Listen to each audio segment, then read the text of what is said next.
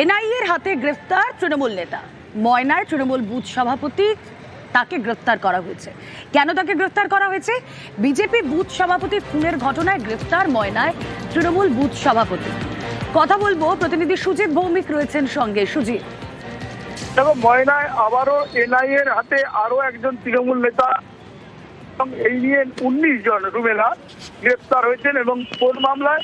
না, ময়নার বাঁশখায় বিজেপির বুথ সভাপতি ছিলেন বিজয় কৃষ্ণ ভূঁইয়া এবং তার খুনের ঘটনায়।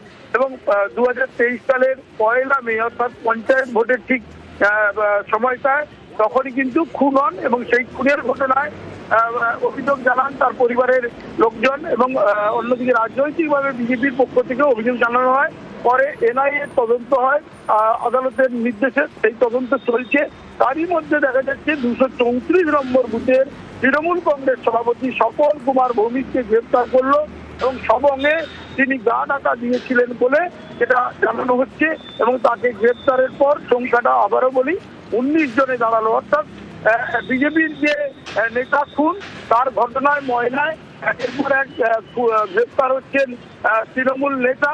সেখানে ভোট একবারে আব হয়ে একবারে মেলা ভোট একবারে দোরগোড়ায়, তখন এই গ্রেফতার নিয়ে কিন্তু রাজনৈতিক কারণে করা হচ্ছে বলে অভিযোগ করছে তৃণমূল। ওকে।